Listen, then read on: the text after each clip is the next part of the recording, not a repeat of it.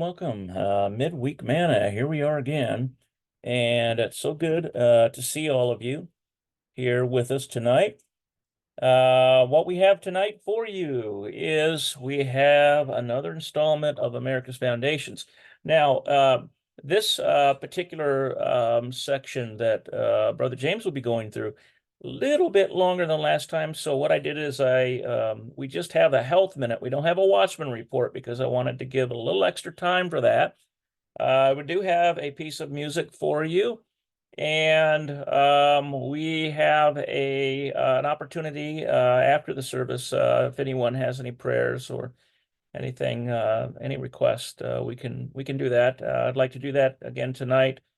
We didn't do it the last time, but I'd like to do it tonight. So welcome again. This is from Amos chapter 5, verses 14 through 15. And it says here, "Seek good and not evil, that ye may live." That's pretty good metric, isn't it? Seek good and not evil, that you may live. And so Yahweh, the Elohim of hosts, shall be with you. If you seek the good, Yahweh shall be with you, as ye have spoken. Hate the evil and love the good, and establish judgment in the gate. It may be that Yahweh Elohim of hosts will be gracious unto the remnant of Joseph.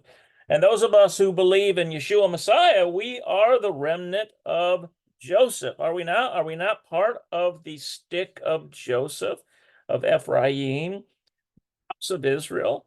And so this is part of our identity in Messiah. And we're very grateful for that because that was purchased. It was a very high price that the very Son of Elohim had to purchase for us in order for us to have access to the great Almighty Yah. And so with that, let's open with prayer and we will get started tonight. Our Heavenly Father, we thank you so much for every soul that's here. We thank you for the teachers. We thank you for those who are participating. We ask that your Ruach HaKodesh would be here among us. We pray that you would give us a good time in fellowshipping, both in learning of you and of one another. And just bless this time together, we ask in Yeshua's precious name. Amen. Okay, so as I said, we have a very good brother back with us again, Brother Greg Holsapple, and he is running the Congregation of Elohim both in Illinois and in Mississippi. And if you follow his channel, he has a lot of information, both on health, on the Torah, and so on and so forth. And so what I'm going to do is stop this screen share. And I think he's going to need to have the co-hosting so that he can share his screen, and we'll give that to him right now. Okay, Brother Holsapple, are you there, brother? I'm here, brother. Can you hear me? Yeah, we can hear you. All right. Let's see if I can share this. Get it started. And we are so glad to be here. I am so glad to be here tonight. And Yahweh's blessings be upon everyone. And what we've been studying, those of you that know and been following, that of course we have health issues, and we read in the scriptures that it says there's a bomb in Gilead. So all these things that we're trying to put together and trying to have the best health we possibly can, of course, by eating clean and eating what we should. But even in that, what today's world brings to us, we just have some serious problems if we, if we are truly watching what's going into our food, the additives, and all these things. So this is a way to help get rid of these toxins and the things that are in our food and the things that we have, introduced to our bodies for years. And I must give praise to Yahweh because as of actually yesterday, but officially today, Stephanie is totally lymphoma cancer free. So praise Yahweh. And we've been doing this for 2 years, I think, as you know, fighting a good fight. And sometimes, honestly, it's like, where are we going here? What's this about? But if we stay true, if we stay honest, then we stay right with Yahweh, and he gives us these things for healing. And there's many of these that she's actually been taking. And so, I believe he gives us our healing, just like we say, like I said before, if you cut your finger, you heal. But something of a stronger disease or more of a toxin, then you need more of more of a band-aid, if you will. So that's what this is all about as well. And what we're going to go over tonight is the kava root. And I try not to be too long with it, just a few things about it. And of course, do all the research and look it up yourself and see what you have to say as well. And blood work, all that goes together.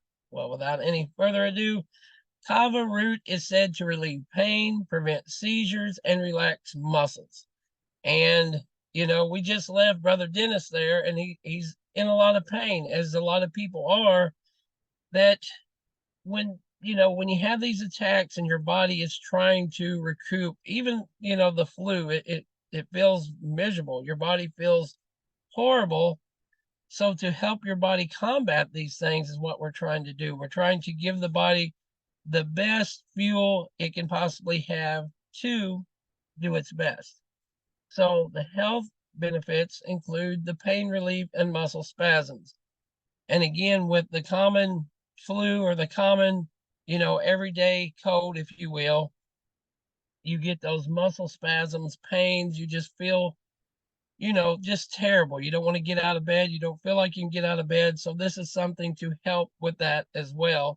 And of course, long term. So this, again, some are long term, some are short term. So like a Majesta for the blood is more of a short term, about a month, because it will, it don't really do damage, but it's not as effective.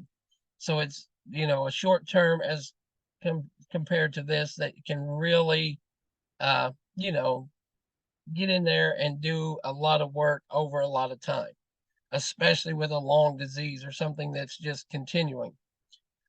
One of the most underreported benefits of the kava root is actually its anti-inflammatory and analgesic qualities.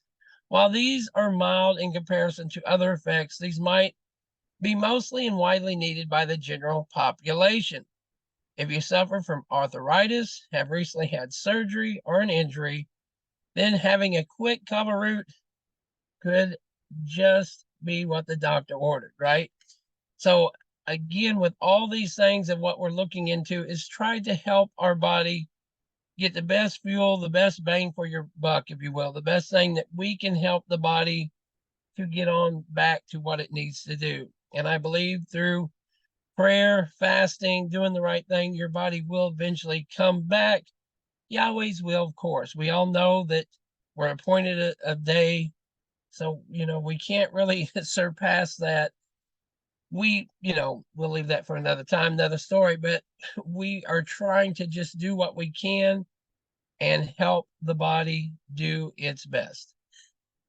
A sleeping aid, again, with a lot of these times, even though you feel really, really bad, really down, really this and that and the other, sometimes you'll wake up and the muscle spasms or your legs or something hurts so bad, it's hard to sleep. So then you get up searching for something to take away that pain to get some sleep. Well, this is another natural thing. Again, it's a root, it's a herb, it's something that you can take naturally and not worry about your liver and your kidneys falling out next year because the the products or the things that it's made of. A soothing kava root, which is largely derived from the kava lactones, can have a major impact on your sleeping patterns and habits. If you tend to suffer from insomnia, restless while you sleep, why not try adding some of this root to your daily or weekly regimen? So you can have it again. You ain't going to do it every night, but those nights that say every third night you notice, or Wednesday night, when you get done with midweek manna, you're like, well, I have a problem after I go and try to sleep, or I'm not feeling real good. then you can mix this with a tea, make your little herbal tea. There is also the tinctures, but you have to be careful with them again because the alcohol and the water content. The the purest form of these are always the best, and of course, ones that are tried and tested, something that they preferably test and make sure they don't have the pesticides and all the bad things in it. This can also ease your muscle tension and body aches, allowing you to find a comfortable position while also soothing the mind and allowing you to drift off to the uninterrupted sleep that we're all looking for, right? We want to get a good night's rest so we can get up and do great things the next day. The antitoxic effects of kava are probably the most well known and desired by the herbal practitioners. By managing the hormonal balance in the body and easing the release of stress hormones into the bloodstream, kava root extracts and deconditions can help your body in mild feeling, calm, and content. So again, it's another way for you to relax. It's another special root that your body will just naturally calm down. It's not going to make you, dizzy or fuzzy or do what the other things tend to do, take you into something that's not your own conjectured mind, I would say, so we have to be careful with that too, because it says to be sober. So if we're not careful, and I know a lot of people are like, well, if I'm that sick, I'm just taking whatever and knocking out, which, is of course what a lot of people want to do. But we also want to remind ourselves that, we want our body to do the best, because even that can hurt the liver. And then that may be another day or two of getting back on the horse, so to speak, right? That may be another whole day for our body and our liver and our blood to come back to the right position, the right place. So it can keep your body and mind feeling calm and content, not to mention eliminating the potential dangers of having too many stress hormones in your system. And that's again another problem that we run into when you take the narcotics, particular, something that's that you have to really get a hold of, that really knocks out the pain, but sometimes you have to pay for it later, or it will even be addictive, and then that's hard to come off of. It's hard for your body to adjust to that. We'll do one more and call it a night, open to discussion.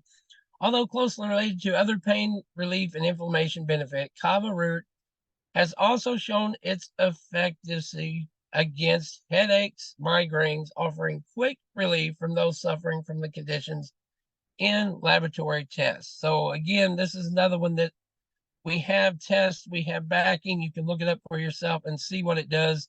And a lot of times the herbal, you have to take quite a bit for a couple days to get a whole lot out of it. But this again is something that will help with the headaches and especially migraines. And if you know anything about that, or had them or know people that had them, that they are something to deal with. They are really a powerful, put you on the, want to just go lay down for a while type of thing.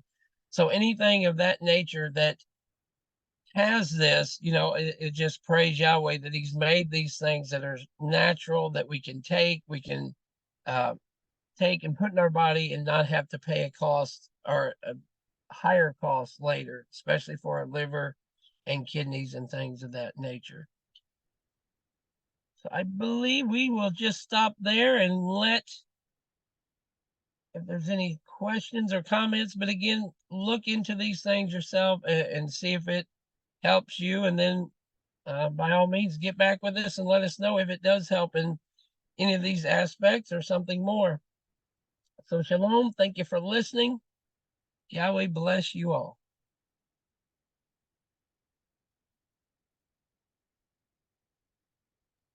Okay, thank you. Thank you very much for that presentation there, Brother Holsapple. Yeah, kava, really good. Sounds like it does a lot of things, calms people down, and for pain. Brother James, you got your hand up there, brother. Yes, I might have missed it at the beginning, but is this the root of a tree or is this a shrub or a regular plant? This is a plant. I had a picture of it. It's just a green plant, almost looks like a taro leaf, if you will. But it is you can use all of it. A lot of these was so amazing that you even get different aspects or different reliefs from them. Some people claim, of course, the green leaf is the most powerful thing of it all, but most people claim that the root of it is the kava root is where the most potential, the most things that you get out of. Any other thoughts or questions from anyone regarding the kava root presentation? Any other ideas? Yeah, I just wanted to find out where you can get this. Is it good to get an extract, or is it or a powder, or just go to find the store, an organic store that sells this as the raw root?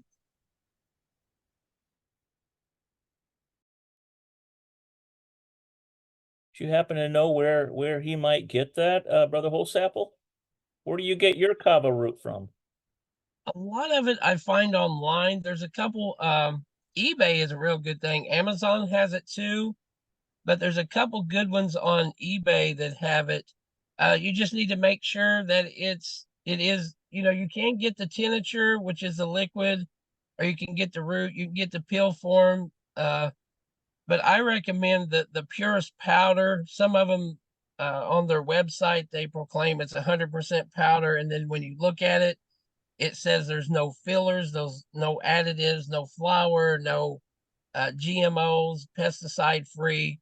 And some of them even say on there that they test it. It's third party tested to make sure there's no pesticides and things like that. So that's what I would recommend, that you pay a little bit more, but you know what you're getting, Okay, eBay or Amazon. Yeah, there's a lot on eBay. I think even Dr. Snyder has the kratom that he sells on there. Any other thoughts for Brother Holsapple on this kava root? Sounds like it has a lot of good benefits. Anything else?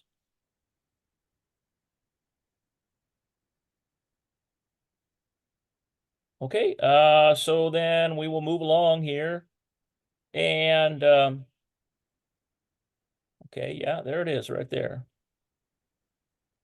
Yeah, I thought I'd throw up a couple pics of it and the leaves, and then what it looks like, because that's always good to see what you're looking for too.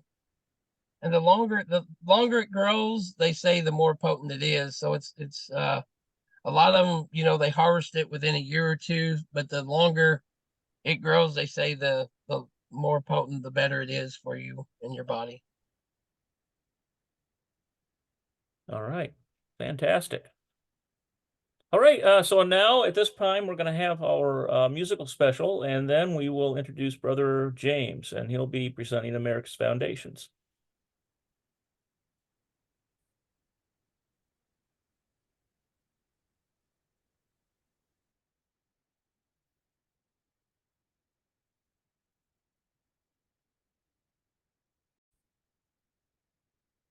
Long have I stood on this hillside.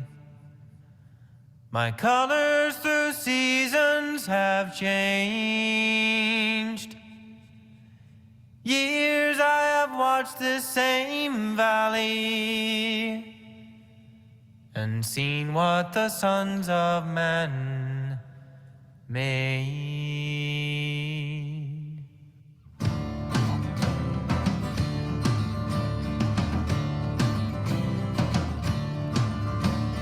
Long have I stood on this hillside. My colors through seasons have changed. Years I have watched this same valley and seen what the sons of man made. They have come like a windstorm, made palaces glitter with gold. But in their folly they forgot their creator, bow down to idols of stone. They said to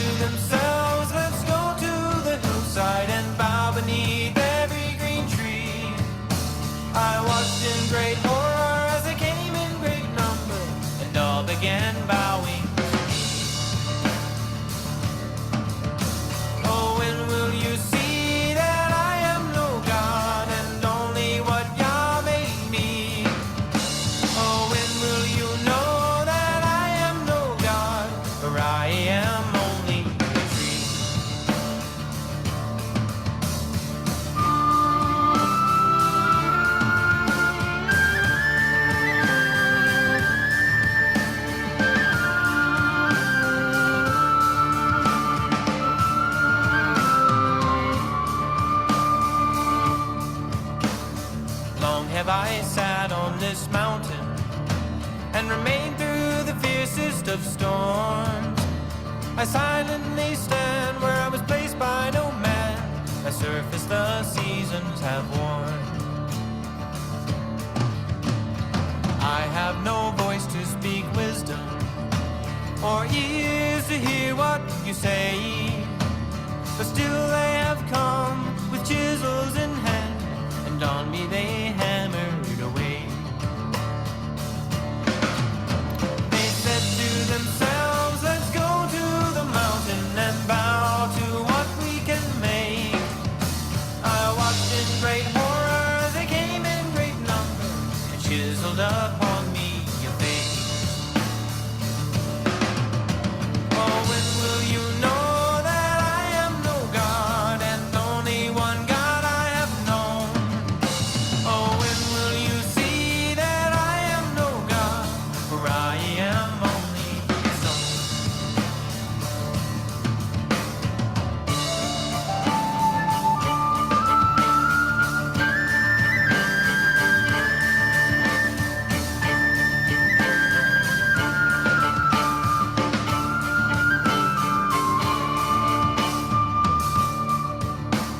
Oh, Israel, how long will you wander? Oh, daughter, I call you to me. Once you were split into branches, but soon you will be one great tree.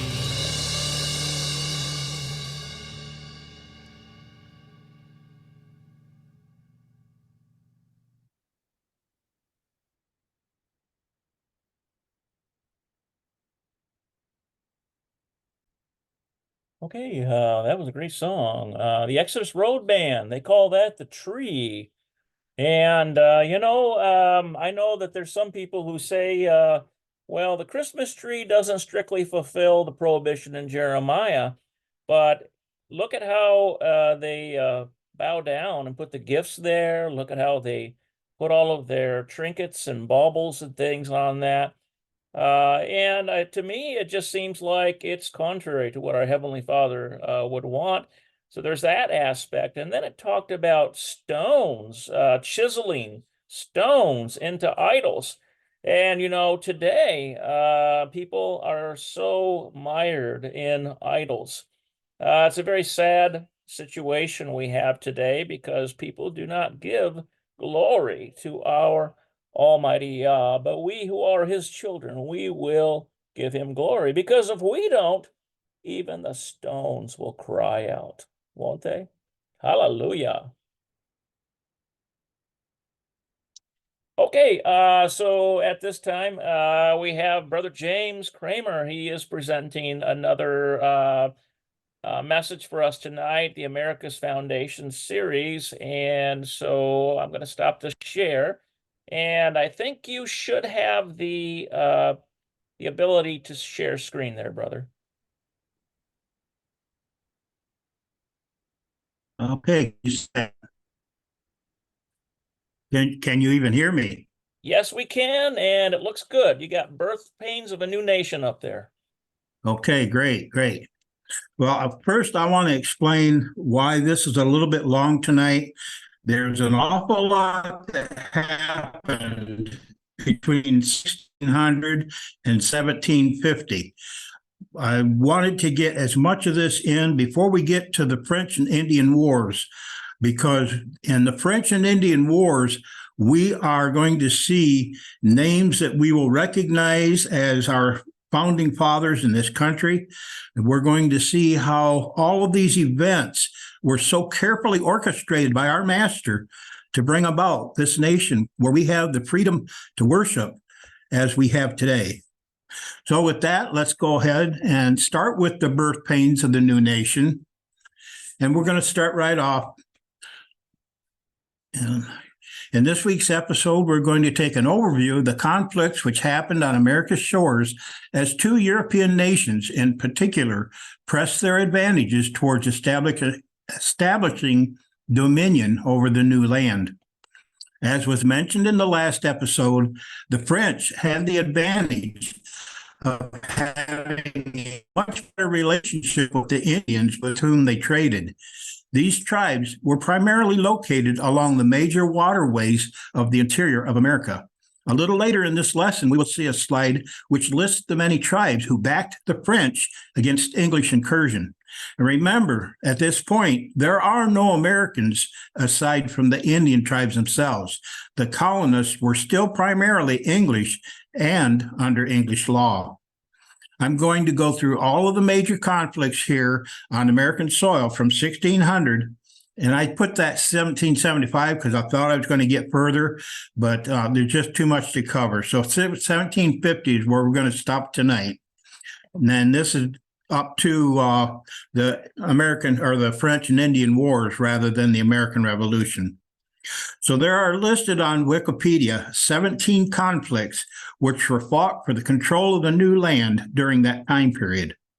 Time will not permit me to go into great detail about most of these, and we will see that a few of these are actually tribal wars, but their outcome did have an impact on the direction in which this nation developed.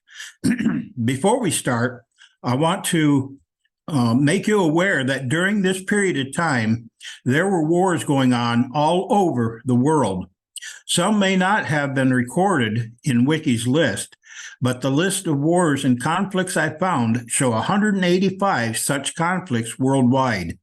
When I counted these, it struck me that we were warned in Matthew 24, 6 and 7, that there was always going to be wars and rumors of wars. So consider what those who read scriptures and those or read scriptures in those times felt. With all those wars, we will look at going on around them. So the first one we're going to touch on was called the Beaver Wars. Now, this was Iroquois League. The Iroquois League were primarily Indians, Indians who were along the basically along the St. Lawrence Seaway and the Great Lakes area. And these were against England and supported by the Dutch Republic. Now, this was also called the Iroquois Wars or the French Iroquois Wars, and some consider this the first of the French and Indian Wars. So the Algonquin, Huron, Susquehannock, Erie, Neutral, or Atawadan, Petron, Adawa, Ojibwa, Renho, Mohican, Innu, and Abenaki. These were all the tribes in that league, and they were in power with France. So it should be noted here that the French worked up the Indians to commit great atrocities, furnished them with firearms and some military support. And most of those atrocities were toward the outposts and families living with little protection. There was two major establishments at that time. In 1607, we see that the establishment of Jamestown. And in 1608, there was the colony of Quebec was established. So we know that these two were primary establishments at that time. The primary religion of the New England colonies was the strict Puritan Christianity, originally brought to the Massachusetts Bay Colony by ships like the Mayflower. But as the colonies grew and changed, some of the colonists began to move away from that base. They too did views on the Native Americans who shared their lands. So having read this article, this came from, I must wonder about just how justified the Puritans were in claiming Indian lands without giving them anything or paying for it. We're moving on now to 1610 to 1614. These were the first Anglo-Powhatan War. The first Anglo-Powhatan War lasted from 1609 to 1614 between the Powhatans and the colonists. Delaware sent George Percy and James Davis with 70 men to attack the Popsiwa town on August 9 of 1610, burning houses and cutting down cornfields. Now, remember, this is the Indians' houses, not colonists. They killed between 15 and 75 villagers and captured one, and I'm not even going to try to pronounce Punk's name, but his wives and 2 children. Running downstream, the colonists threw the children overboard and shot them in the water. Now, his Punk's wife was executed in Jamestown. The Pashpaga never recovered from this attack and abandoned their town. And again, note that these Indians were living in houses. These were not your typical woodland Indians. These were Indians who had enough contact with the whites to recognize how much better a house was at living in and staying warm. So the settlement of Jamestown, Virginia, was established in May of 1607 within the territory of the Powhatan, who were led by Chief Wahunshunaka, I guess, known to the colonists as Chief Powhatan. The area was quite swampy and ill-suited to farming, and Powhatan warned Captain John Smith and the colonists to forsake the swamp and live in one of the satellite towns called Cappahoshik, where they would make metal tools for the Indians, in exchange for full provisions. The Peace of Pocahontas, this is the peace negotiations stalled after the return of the captured hostages and arms for nearly a year. Dale went to Pocahontas and a large force to find Powhatan in March of 1614. They finally found Powhatan at his new capital in Makhat, and they concluded a peace that was sealed by the marriage of Pocahontas to colonist John Rolfe. This period of peace was also called the Peace of Pocahontas. And we'll look now at a map real quick, and you can see the territory that these settlers were in. I regret that I was not able to get a better picture to show the different establishments or colonies along here, but you will notice that they're all along the coast. But on the back side here, there's a little settlement. In fact, at this time, there was no settlement. This was all Indian country, and the Indians maintained that land. I'm also going to jump in here with something that's not necessarily considered part of America's wars, but it had such an important part of what was going on worldwide. Because if you looked at the time period and the amount of wars that was going on in this period, the world was actually at war. That was a real world war at this period. So this is from 1618 to 1648, and it was called the 30 Years' War. Now, the victors was the Protestant states and their allies, and you can see them listed here. And if you go over to the defeated, you will see that was the Roman Catholic states and their allies. And this is why this war covered so much territory, is because the Roman Catholic had established all of these different nations, but so many of them had gone into the Protestant religion.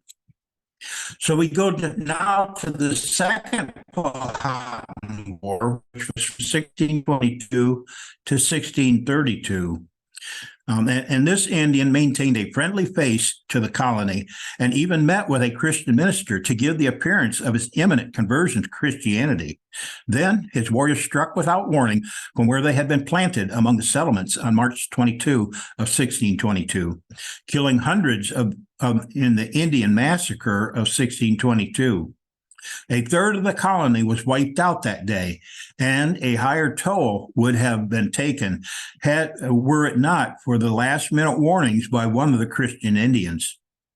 English military doctrine called for a strong response, and the colonial militia marched out nearly every summer for the next 10 years and made assaults on Powhatan settlements. That Indian chief sued for peace, in 1623. So the colonists arranged to meet the Indians for a peaceful agreement, but they poisoned their wine and then fell upon them, shooting them and killing many in revenge for the massacre. They then attacked the Chickahominy, the Powhatans, and the Appomattox, Nansemond, and Waynoaks. A peace was declared in 1628, but it was more like a temporary ceasefire. Hostilities resumed in March of 1629 and continued until a final peace was made on September 30th of 1632. The colonists began to expand their settlements on the eastern shore at both sides of the James River, as well as on the south of the York, and they palisaded off the peninsula between the York and the James at about Williamsburg in 1633. By 1640, they began claiming land north of the York as well, and that Indian chief leased some land on the Pankatack to settlers in 1642 for the price of 70 bushels of corn per year. We move on to the next major conflict here in the state and Americas. This was from 1625 to 1630 and was known as the Anglo-Spanish War.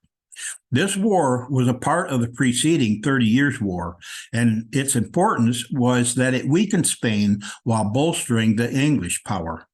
In 1625 to 1630, Anglo-Spanish War was fought by England in alliance with the Dutch Republic and Spain. A related conflict of the 80 Years' War between the Dutch and the Spanish. Most of the fighting took place at sea and was largely indecisive. The unsuccessful and unpopular outcome of the conflict fueled the disputes between the monarchy and the Parliament, to the point that the first charge of grievance was made against Charles I in the Grand Remonstrance 10 years after the conflict had ended. And we spoke about the Grand, and I have been pronouncing it wrong. It's Remonstrance, Grand Remonstrance. We spoke about that several episodes back.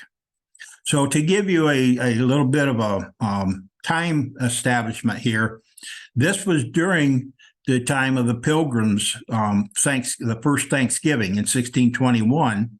In 1628, on May 1st, Thomas Morton and colonists at Mariemont danced around a maypole and celebrated May Day. This upset the Plymouth Pilgrims. So in June, Captain Miles Standish is sent to eradicate the settlement, and Morton is sent back to England. So the Puritans did not appreciate the idolatry that these people were performing with their May Day parade, May Day celebration.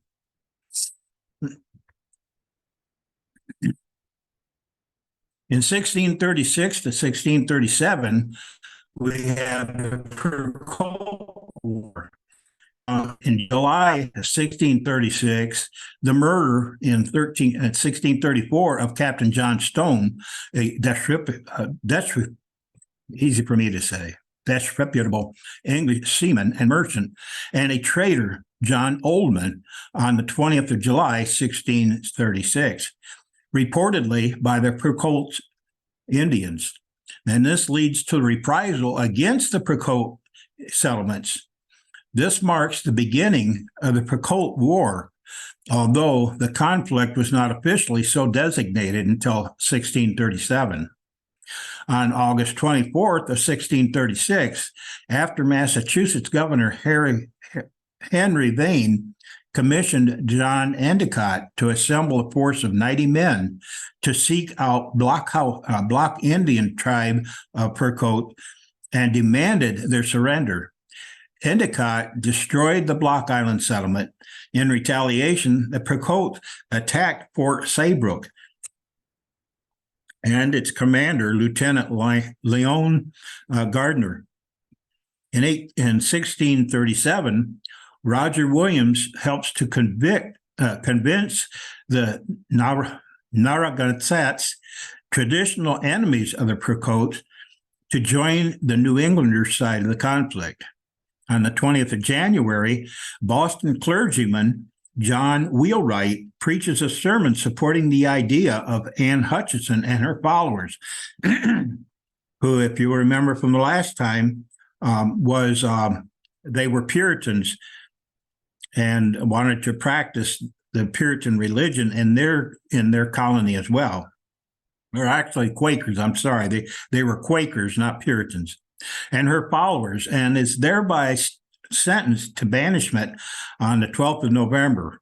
Anne Hutchinson is sentenced to banishment at the same time. On the 26th of May of that year, the burning of the fort by Captain John Mason and his forces at Fort Mystic, Connecticut, kills 300 to 700 men, women, and children. On the 28th of July, most of the remaining Crecoats were killed near New Haven, Connecticut, by combined forces from Massachusetts and Connecticut. The Acadian Civil War is from 1635 to 1654. And then this was the Port Royal administration, the John administration in the Massachusetts Bay Colony. And this was also discussed in the last episode. In 1644 to 1646, we had the Third Anglo-Powhatan War. England was against the Powhatan Confederacy. The Powhatans were part of a powerful chieftain of Virginia Indian tribes, also known as the Powhatan Confederacy. They spoke an Algonquin language. Their native homeland encompassed all the Tidewater, Virginia, and parts of the Eastern Shore. Most precisely, its boundaries spanned 100 miles by 100 miles, from near the south side of the mouth of the James River all the way north to the south end of the Potomac, and from the eastern shore west to about the fall line of the rivers. 12 years of peace followed the Indian Wars of 1622 to 1632, before another Anglo-Powhatan War began on April 18th, 1644, as the remnants of the Powhatan Confederacy under the chief tried once again to drive out the settlers from the Virginia colony. Around 400 colonists were killed. In October of 1646, the General Assembly of Virginia signed a peace treaty with Necotawants, which brought the Third Anglo-Powhatan War to an end. In the treaty, the tribes of the Confederacy became tributaries to the King of England, paying a yearly tribute to the Virginia governor. From 1675 to 16, King Philip's War. Now, King Philip is actually the name that was given to an Indian, and we'll see that later here.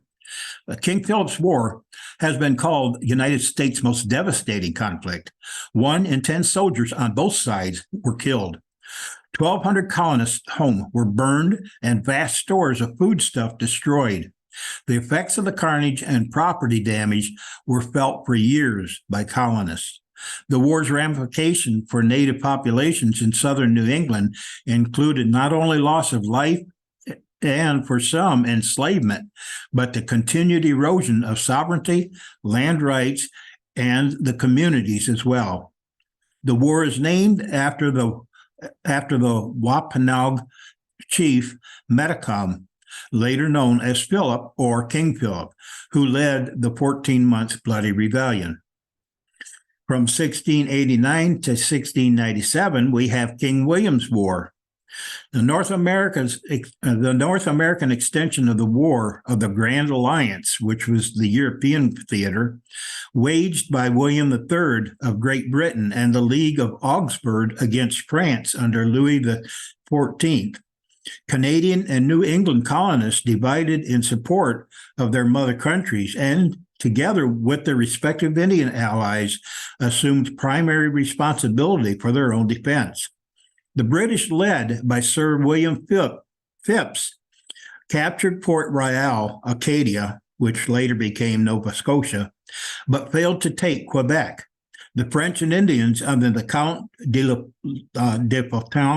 Frontenac carried out successful attacks on Schenectady, New York, Salmon Falls in present New Hampshire, and Casco Bay in present Maine, but failed against their main target, which was Boston.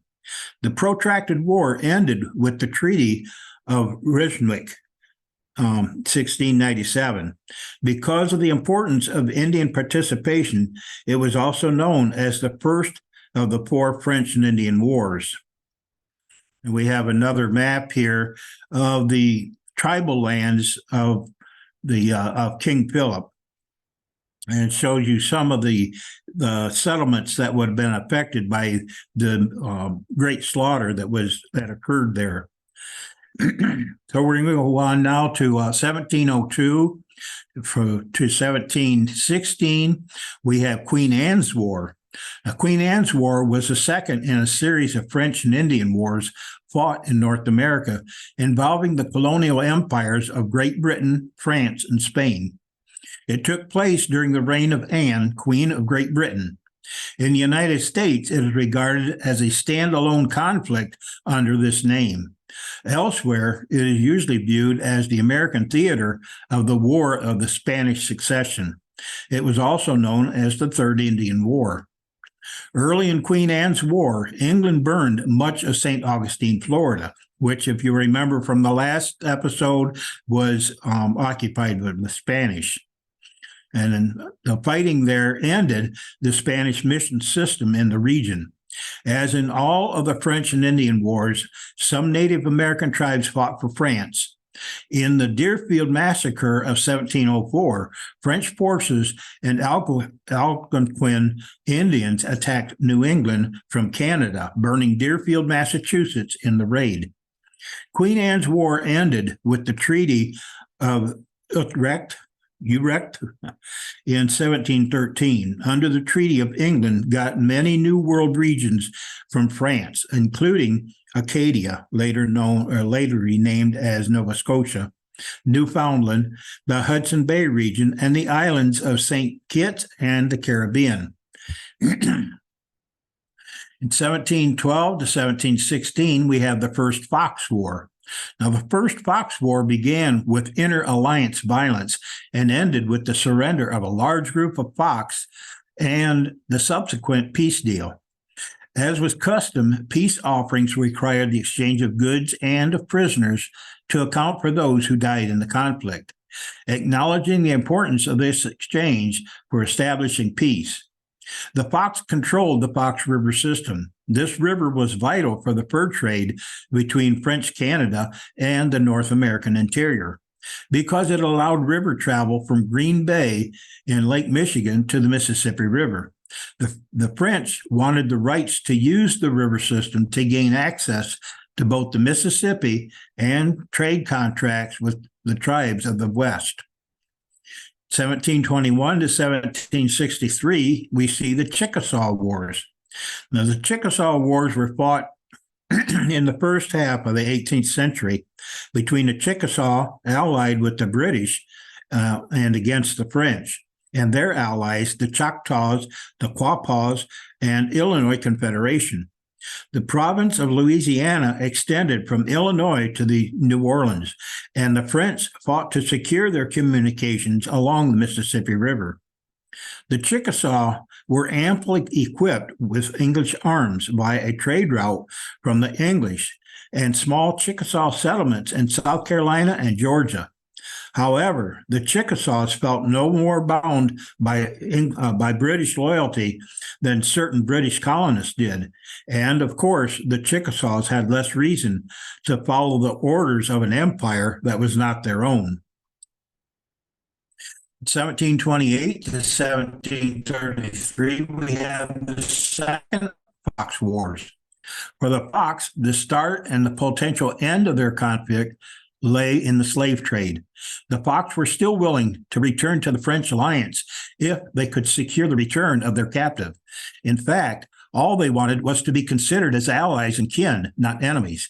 However, the French officials supported the Illinois, Ottawa, Ojibwa, and Huron, who were against the Fox. As a result, the peace treaty from 1726 was annulled in the summer of 1727. With this peace treaty being annulled, the Fox declared war on the French and all their Indian allies. For the next 4 years, the French invested a lot of money and, with their allies, descended on Fox villages with an extreme advantage. The French pursued destruction of the Fox to such an extent as to damage their relations with other tribes. The Sioux and the Iowa refused to grant the Fox sanctuary. By the summer of 1730, the Fox population was weakening and continued to be attacked until the Sauk finally granted them sanctuary. The Sauk and Fox fought off the French with the help of Western Indians, who were aware of Beauharnois' plan for decimation. This final push would cause Beauharnois to grant a general pardon in 1738 and for peace to be restored. The last two wars that we're going to cover then will be 1744 to 1748, which is King George's War. King George's War is the name given to the military operations in North America that formed part of the War of the Austrian Succession, which was from 1640 to 1648, or 1740 to 1748. It was the third of the four French and Indian Wars. It took place primarily in the British province of New York, Massachusetts Bay, which included Maine as well as Massachusetts at that time, New Hampshire, which included Vermont at that time, and Nova Scotia. Its most significant action was an expedition organized by Massachusetts Governor William Shirley, who besieged and ultimately captured the French fortress of Louisbourg on Cape Breton Island in Nova Scotia in 1745. And the last of the wars before the Indian Wars, French Indian Wars, would be 1747 to 1750. This was the Choctaw Civil War. The Choctaw Civil War was a period of economic and social unrest among the Choctaw people that degenerated into a civil war between 1747 and 1750. The war was fought between two different factions within the Choctaw over what the tribe's trade relations with the British and French colonists should be. Hundreds of Choctaw died in the war, and the pro-French faction retained its influence within the Choctaw Nation. This brings us up to the time of the French and Indian War, which was generally a series of several wars over the period, and was also part of the 7 Years' War, a global war fought in Europe, America, and Asia Pacific. The outcome of the French-Indian War will decide the future control of the land soon to become the USA. We will pick this up in the next episode as we draw ever closer to the American Revolution of 1775 to 1783. And as I mentioned before, my intention was to go from the Indian Wars right into the Revolution, but I have gotten so much information from just the French and Indian Wars that I've decided it's probably going to be the main focus. There are a couple of other wars that will happen before the Revolution. I'm going to try to work that one in as well, but I want to try to make these shorter. So with that, I hope everybody enjoyed this, have come away from this with a better understanding of how the hand of the Almighty Yah has watched over and provided us with a land of freedom. With that, I close saying shalom, shalom.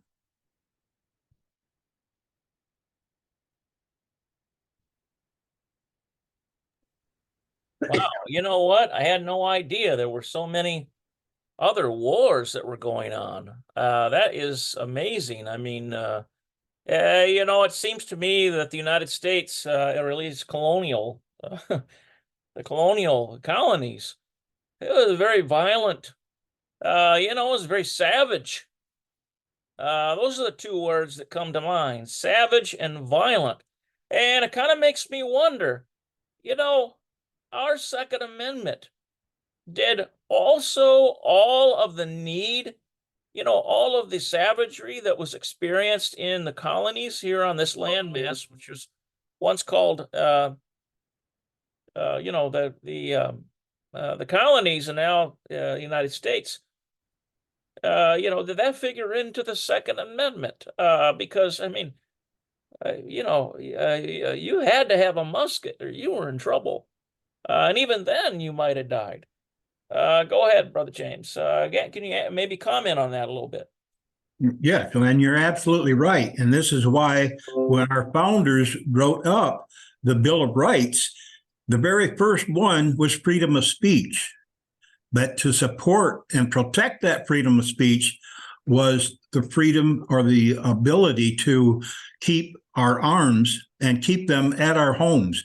This was one of the things that was learned during those colonial period, was that the militia was important. And this is something that our nation has got to get back to. We've got to get back to local militias to protect the local areas. And especially as we see the things, the separations, the divisions that are going on in this nation, we're going to see thugs running wild. And they're not just going to be in the cities. They're going to find ways to get out into the smaller communities.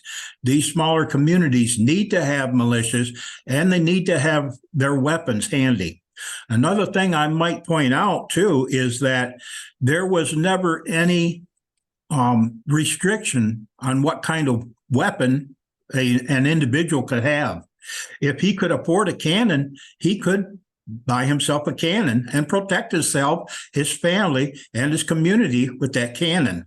So we should have those same rights today. We need weapons that can protect us and provide protection for our families. Yeah, sadly, the federal government has abrogated to in many ways what the Second Amendment should be. But the thing is that you're right. We're entering very troublesome times, and this country it's not a foreign occurrence. I'll put it that way. It's not a foreign occurrence when you think about all of the conflicts that were going on. That's just before the Revolutionary War. My goodness, and that was quite a deal there. I'm looking forward to the next installment. Who else has something to say about this presentation? Any other comments or questions?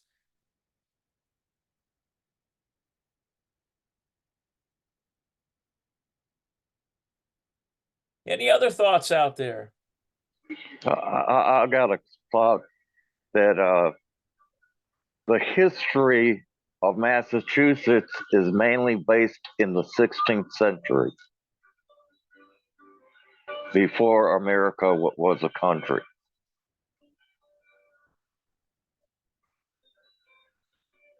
Was that a question?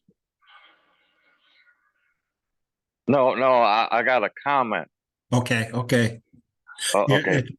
And you're right. A lot of that history from the 1600s was what moved the colonists into that direction. Correct. Okay, good comment there, Dennis. Appreciate that. Any other thoughts, comments, or questions? Yeah, I found it interesting about the Poquay Indians. The area I live in is many different towns named after Indian tribes, and there's a township that's called Poquay right by me, like 10 minutes away. So I said, "Oh wow, how about that? They're famous." Yeah, I think we'd be amazed at how much the towns and even roads and many other things that were named after Indian tribes or Indians. It's far more more prevalent than you might imagine. That history really impacted the formation of this country. It really did.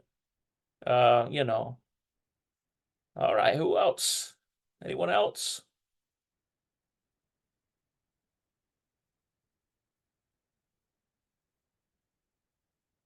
Brother Holsapper, go ahead. Yes, I totally agree that, the more weapons and what we had before, that was our national defense. That was our defense. That was the teeth of what our army actually was. So I totally agree that, instead of us being pushed away from that, instead of us being told what we can have, if you got a tank sitting in your front yard, you ain't going to be worried about anybody else in town, and nobody else, everybody's going to know which house to go to for defense, So a lot of things that we've been, I think, feared into and afraid to react upon is almost ridiculous anymore. We have soldiers and we teach them to fight with their weapons, but yet they take them away from them and send them home and say, well, you can't have this weapon, when I think we all know that that's the best defense, is that weapon. And to have that kind of knowledge is, and as we see what's going on today, if you can take and just attack across the borders or attack anywhere, it seemed like it was a pretty simple thing.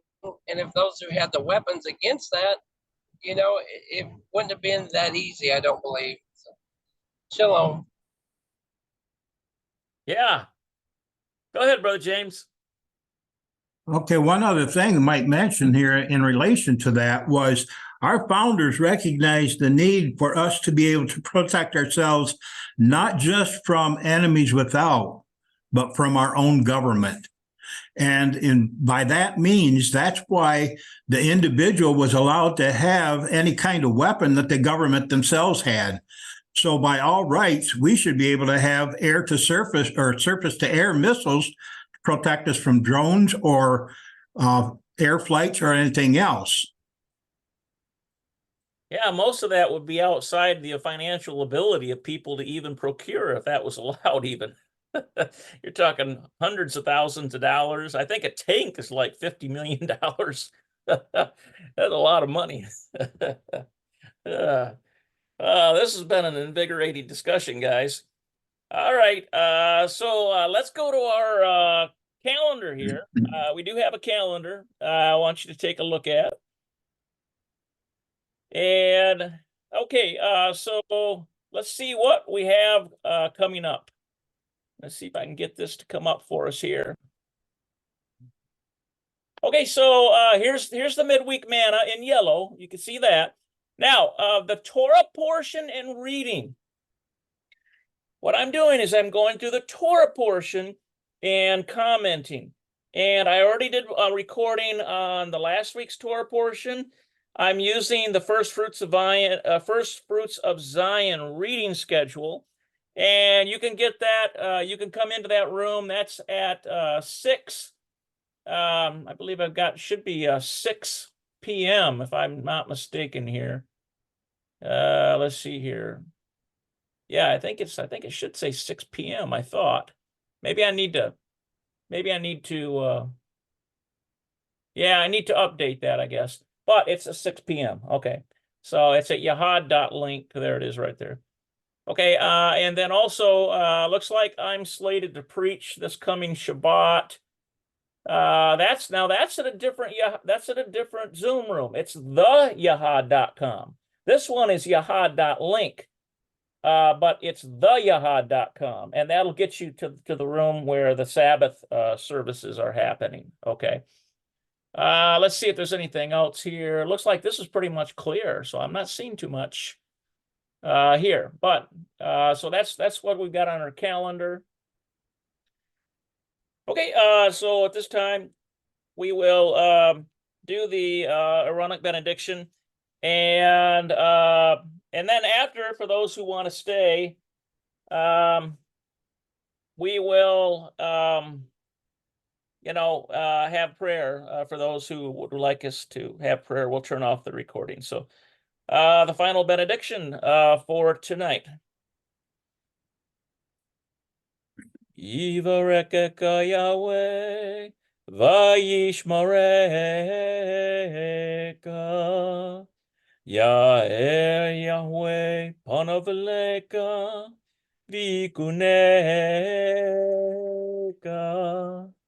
Yisa Yahweh Panavaleka, Viasamleka, Leka Shalom. Yahweh bless you and keep you. Yahweh make his face shine on you and be gracious to you. Yahweh lift up his countenance on you and give you peace in the name of Yeshua Messiah, Prince of Peace. Amen. And the service is finito.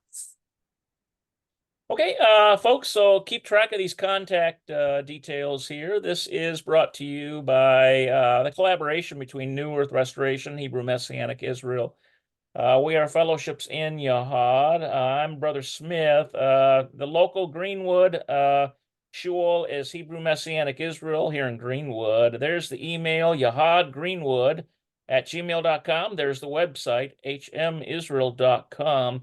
Dr. Jackson Snyder is running the New Earth Restoration at veroyahad.com, and there's his email, veroyahad@gmail.com. So we're very, very pleased that you all were able to join us tonight. And so for those of you out there, we hope to see you again. And I will say shalom, shalom.